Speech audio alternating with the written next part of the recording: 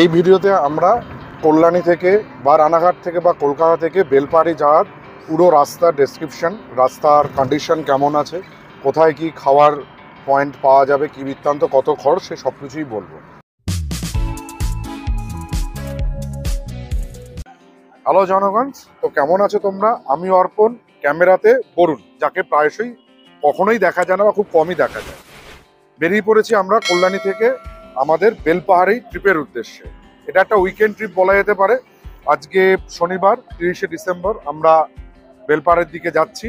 ওখানে আজকাল থাকছি, নতুন বছর ওখানেই আমরা উদযাপন করব। এই মুহূর্তে আমরা কোলাঘাট সকাল 8:15 বেরিয়ে এসেছি। হ্যাঁ, এই ট্রিপে বেশ কিছু নতুন জিনিসও রয়েছে। যেমন হচ্ছে, দিদি প্রথম টাইম কিন্তু গাড়ি করে কল্যাণী থেকে প্রায় 100 কিলোমিটার ট্রাভেল করেছে, সম্মতি দিয়েছে প্রথমবার ট্রাভেলের জন্য। আর যেটা সব থেকে আমাকে অন্তত লাগছে, যেটা হচ্ছে এমন একটা ফ্যামিলি ট্রিপ ফার্স্ট টাইম, যেটা আমার লাইফ স্প্যানে যেখানে মা বাবা আসেনি। যাক, তাও আমি বরুণ, দিদি, প্রতাপদা, গোগল, ভাগ্নে সবাই বেরিয়ে পড়েছি গাড়ি নিয়ে কল্যাণী থেকে বেলপাহাড়ির উদ্দেশ্যে। খালি বেলপাহাড়ি নয়, বেলপাহাড়ি, ঝাড়গ্রাম সবকিছুই ঘুরবো আমরা। 2 দিন হাতে সময় আছে। চলো, এখন কোলাঘাটে এসছি। কোলাঘাটে কিন্তু এবার আর শেরে পাঞ্জাবে দাঁড়ায়নি, ঠিক শেরে পাঞ্জাবের উল্টো দিকেই রয়্যাল ধাবা অ্যান্ড রেস্টুরেন্টে দাঁড়িয়েছি ব্রেকফাস্টের জন্য। ব্রেকফাস্ট আপাতত অর্ডার করেছি আমি আর প্রতাপদা, 2 ছোলা ভাটুরে, আর বরুণ নিচ্ছে ব্রেড বাটার। কত কি হচ্ছে, কেমন টেস্ট, সেটাও বলছি। হ্যাঁ, যেটা বলা সেটা হচ্ছে, প্রথমেই আমরা ব্রেকফাস্ট করতে ঢুকেছিলাম। শেরে পাঞ্জাব ছাড়া আপনারা বা তোমরা কিন্তু এখানে অন্যান্য হোটেলগুলোর খাবারও ট্রাই করতে পারো। টেস্ট বা সব কিছুই ভালোই হয়। আমরা যেখানে ঢুকেছিলাম রয়্যাল ধাবা অ্যান্ড রেস্টুরেন্ট, সেখানে আমরা 4 জনে 3 রকম মেনু ট্রাই করেছি। আমি আর প্রতাপদা নিয়েছি ছোলে ভাটুরে নিয়েছিলাম, বরুণ নিয়েছিল ব্রেড অমলেট, আর দিদি নিয়েছিল বাটার টোস্ট বা ব্রেড বাটার। প্রত্যেকটা খাবার টেস্ট ভালো ছিল, আর সাথে তো অতি প্রিয় আমাদের কি বলা যায়, চা তো ছিলই। চা খেয়েছি। সব কিছু মিলিয়ে আমাদের 4 জনের ব্রেকফাস্টে খরচ পড়লো 460 টাকা। আর গোগল সবারই থেকেই সব কিছু একটু একটু করে ট্রাই করেছে, আর এখন গাড়িতে ফুটোপাটা করে চলেছে। যাক, ব্রেকফাস্ট করে আমরা আবার আমাদের বোম্বে রোডে উঠে গেছি আমাদের ডেস্টিনেশনে যাওয়ার জন্য। কল্যাণী থেকে বেরিয়ে প্রথমে আমরা ঈশ্বরগুপ্ত সেতু পার করে ওল্ড দিল্লি রোড হয়ে ডানকুনি হয়ে বোম্বে রোডে হিট করেছি, দিয়ে এখন বোম্বে রোডে টানা যাচ্ছে। যে লাঞ্চ আমরা আমাদের যে হোটেল বুক করা আছে সেই হোটেলেই লাঞ্চ সেরে নেবো। প্রতাপদা ফোন করেছে, তবে এবার হোটেল কিন্তু booking.com থেকে বুক করিনি, এবার হোটেল প্রতাপদাই বুক করে নিয়েছে। ওখানে থেকে ফোন করেছিল, আলটিমেটলি সকালবেলা ফোন করে দিয়েছিল, তাদেরকে বলা হয়েছে যে আমরা দুপুরে ওখানেই লাঞ্চ সারছি, আর কি করব কি বৃত্তান্ত সেগুলো সবই বাই ফোন অর্ডার দেওয়া হয়ে গেছে। বেলদা থেকে যে রাস্তাটা আপনাদের বা তোমাদের মেদিনীপুর শহরের মধ্যে দিয়ে রাঙামাটি ঝেরুয়া হয়ে শিলদার দিকে যাচ্ছে, সেই রোডটা ধরতে হবে। শিলদা পর্যন্ত ওই রোডে আসার পর একটা বড় মোড় পড়বে, যেখানে সিধু কানুর একটা মূর্তি আছে।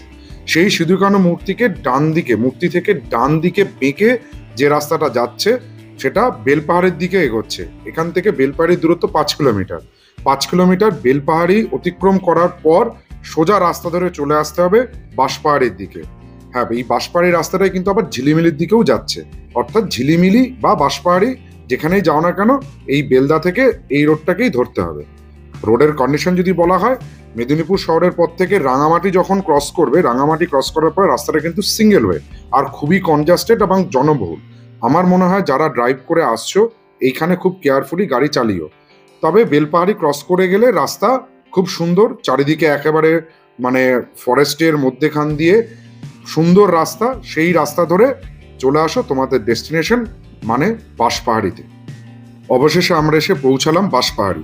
এই বাঁদিকে এই রাস্তা দিয়ে এগোলেই সামনেই আমাদের ডেস্টিনেশন পাত্রভিলা হোমস্টে। 258 কিলোমিটার পাড়ি দিয়ে অবশেষে এসে পৌঁছালাম বাঁশপাহাড়িতে। হ্যাঁ, এই বাঁশপাহাড়িতেই আমাদের অস্থায়ী ঠিকানা আগামী 2 দিনের জন্য। দুপুরে হোটেলে ঢোকার পর হোমস্টেতে খাওয়া দাওয়া করে এই যে আমরা সবাই চলে এসেছি। গোগল সারা রাত্রির ঘুমায়নি বেড়াতে আসার উত্তেজনায়। এখন ঘুমাতে ঘুমাতে আমরা আমাদের আজকের দিনের ফার্স্ট এবং লাস্ট স্পট তালবেরিয়া ড্যামে চলে এসেছি। এই তালবেরিয়া ড্যাম কিন্তু বাঁকুড়া জেলার ঝিলিমিলিতে আছে, রাউতরা গ্রাম পঞ্চায়েতের অন্তরে। এইটা হচ্ছে টিকিট। এখানে আসার জন্য ছোট গাড়ি বা পার্কিং ফিস 100 টাকা করে দিতে হয়। নিচেই পার্ক আছে, পার্কিংয়ের ব্যবস্থা আছে। তাছাড়া এটা একটা খুব সুন্দর পিকনিক স্পট। আর এখানে দেখতে পাচ্ছ যে তোমরা দেখো এখানে বোটিং এর ব্যবস্থা আছে। তোমরা আসলে এখানটাতে বেশ কিছুটা সময় এই যে নৌকাগুলো রয়েছে, দেখো যেরকম লেখা রয়েছে প্রিয়াঙ্কা এক্সপ্রেস বা সামথিং, এরকম নৌকাগুলোতে করে তোমরা কিন্তু এই তালবেরিয়া ড্যামটা বোটিং করতে পারো। এখানে খুব সুন্দর নিরাপদে, এরা দাবি করছে নিরাপদে বোটিং। আর কিছু জায়গাটার সৌন্দর্য যদি বলা হয়, এক কথায় চুপচাপ দাঁড়িয়ে বেশ কিছুক্ষণ দেখলে জায়গাটার সৌন্দর্য উপভোগ করা যাবে। না, উপভোগ করো তালবেরিয়া ড্যাম। নৌকা নৌকা বিহার তোমরা করতে পারো, এমনি আসতে পারো। আর জায়গাটা খুব মনোরম একটা পরিবেশ, খুব সুন্দরভাবে ফ্যামিলি বা ফ্রেন্ড যাদের সঙ্গে আসো না কেন তোমরা বেশ কিছুটা কোয়ালিটি টাইম এখানে স্পেন্ড করতে পারবে। চলো তালবেরিয়া ড্যামটার সৌন্দর্য আর এই নিঃশব্দতাকে উপভোগ করা যায়।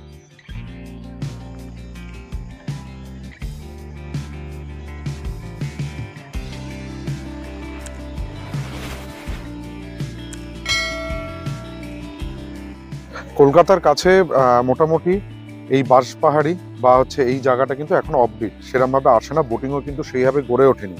তাও যেটুকু যা ইনফরমেশন হিসেবে পাওয়া গেল, সে বোটিংটা তোমাদের পুরো যে এই যে লেকটা আছে, লেক বলাটাই ভালো, বা তালবেরিয়া ড্যাম, এই জঙ্গলের পাশ দিয়ে এখানে ঘুরতে পার হেড 100 টাকা করে নিচ্ছে। আধা ঘন্টা থেকে 40 মিনিট করানো হয় বোটিংটা। এইভাবে বোটিং চলে। বোটিংয়ের রেট ওই 100 টাকা পার হেড, আধা ঘন্টা বা 40 মিনিট। এখনও সেইভাবে ওয়েল ইকুইপড বা ওয়েল ডেভেলপড নয় বোটিংয়ের জায়গাটা, কোনো টিকিট বা কিছু নেই, তবে লাইফ জ্যাকেট প্রোভাইড করা হয়, নিরাপদেই কিন্তু বোটিং করা যায়। আর দাদারা যেটা বলছেন এখানে সেটা হচ্ছে, যদি গ্রুপে যদি আসো 8 জনের বেশি হলে তখন কিন্তু মাথা পিছু 50 টাকা করে পড়বে। অতএব চেষ্টা করো 8 জন আসতে, তাও 50 টাকা হয়ে যাবে, কিন্তু 8 জনের কম হলে 100 টাকা করে মাথা পিছু।